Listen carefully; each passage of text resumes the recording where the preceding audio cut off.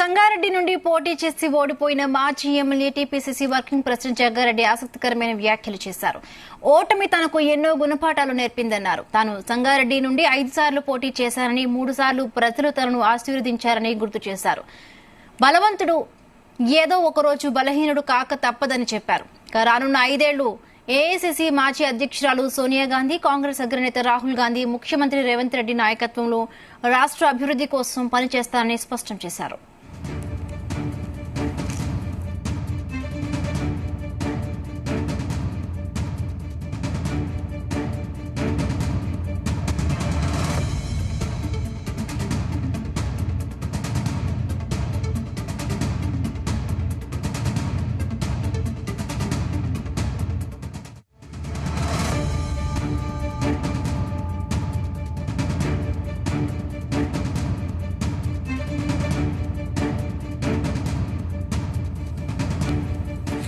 సంగారెడ్డి నుండి పోటీ చేసి ఓడిపోయిన మాజీ MLA TPCC working president Jaggareddy ఆసక్తికరమైన వ్యాఖ్యలు చేశారు. ఓటమి తనకు ఎన్నో గుణపాఠాలు నేర్పిందన్నారు. తాను సంగారెడ్డి నుండి 5 సార్లు పోటీ చేశారని, 3 సార్లు ప్రజలు తనను ఆశీర్వదించారని గుర్తు చేశారు. బలవంతుడు ఏదో ఒకరోజు బలహీనుడు కాక తప్పదని చెప్పారు. రానున్న 5 ఏళ్లు ఏఐసీసీ మాజీ అధ్యక్షురాలు సోనియా గాంధీ, కాంగ్రెస్ అగ్రనేత రాహుల్ గాంధీ, ముఖ్యమంత్రి రేవంత్ రెడ్డి నాయకత్వంలో రాష్ట్ర అభివృద్ది కోసం పనిచేస్తారని స్పష్టం చేశారు.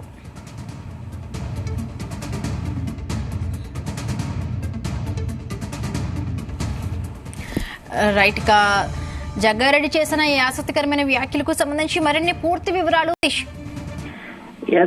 హిమబిందు, సంగారెడ్డి నుంచి పోటీ చేసి ఓడిపోయిన మాజీ MLA TPCC working president Jaggareddy ఈ రోజు ఆసక్తికర వ్యాఖ్యలు చేశారు. అయితే ఓటమి తనకి ఎన్నో గుణపాఠాలు నేర్పిందన్నారు.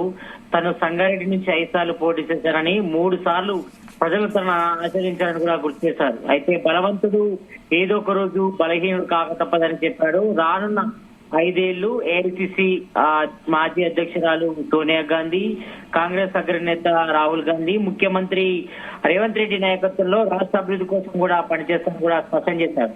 అయితే మనం చూసాం, మాజీ ఎమ్మెల్యే జగ్గారెడ్డి సంగారెడ్డి నుంచి కూడా జరిగిన ఎలక్షన్ లో కూడా ఓడిపోయినప్పటి నుంచి కూడా కొంచెం మనస్తాపాల్లో ఉన్నారు. ఎందుకంటే అందరూ దాదాపుగా సీనియర్లు అందరూ కూడా కొంతమంది గెలిచారు. అందులో ముఖ్యంగా జగ్గారెడ్డి కూడా ఉన్నారు. కానీ జగ్గారెడ్డి ఓడిపోవడంతో చాలా ఇబ్బంది కూడా గురయ్యారు. ఎందుకంటే గతంలో మనం చూసాం, జగ్గారెడ్డి కాంగ్రెస్ లో కీలకంగా ఉన్నారు. ఎందుకంటే ఇటు టీపీసీసీ వర్కింగ్ ప్రెసిడెంట్ కూడా పనిచేశారు. ఆయన సీఎం రేస్ లో ఉన్నాడు కూడా జోరుగా ప్రచారం జరిగింది. కానీ సంగారెడ్డి నుంచి కూడా పోటీ చేసినటువంటి జగ్గారెడ్డి అనూహ్యంగా ఈ అసెంబ్లీ ఎలక్షన్ లో ఓటమి పాలయ్యారు. ఎందుకంటే ఒకవేళ జగ్గారెడ్డి గెలుస్తుంటే కీలక వ్యక్తిగా ఉండేవాడు కాంగ్రెస్ లో, ఇప్పుడు కాంగ్రెస్ గవర్నమెంట్ లో కూడా. ఎందుకంటే అతని పేరు కూడా కీలకంగా అనిపించింది. ఎందుకంటే కాంగ్రెస్ పార్టీ కోసం కూడా ఆహర్నిశలు కృషి చేసినటువంటి జాబితాలో కూడా జగ్గారెడ్డి ఉంటారని కూడా వాస్తవం.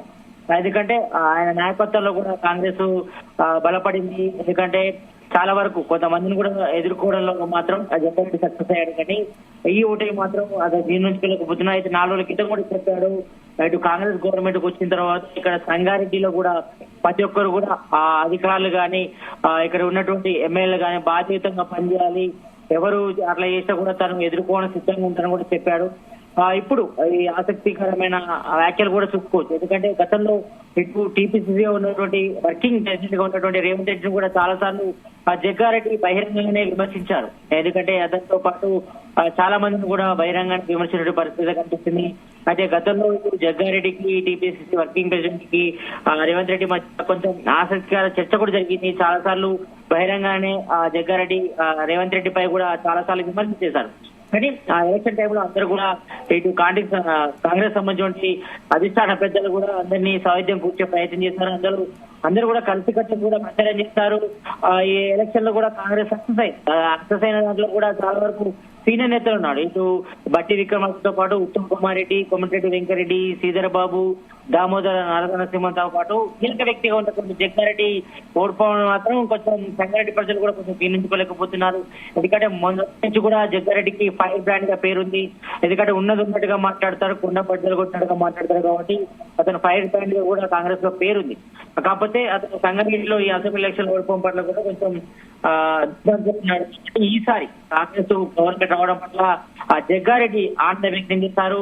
తను రాష్ట్ర అభివృద్ధి కోసం పనిచేస్తానని ఇటు ముఖ్యమంత్రి రేవంత్ రెడ్డి నాయకత్వంతో పాటు తమ అధ్యక్షురాలు మాజీ అధ్యక్షురాలు ఏఐసిసి అగ్రనేత సోనియాతో పాటు రాహుల్ గాంధీ డైరెక్షన్ లో తను రాష్ట్ర అభివృద్ధి కోసం పాటు కాంగ్రెస్ ప్రభుత్వాన్ని కూడా తను సపోర్ట్ ఎల్లవేళలా కొనసాగిస్తారు. ఎందుకంటే తను మొదటి నుంచి కూడా కాంగ్రెస్ కొనసాగుతున్న కాబట్టి ఆ రాష్ట్ర అభివృద్ధి కోసం కాంగ్రెస్ కార్యకర్తలా తను పనిచేస్తారంటూ కూడా జగ్గారెడ్డి స్పష్టం చేయడం జరిగింది. స్పందన. Right, thank you Satish.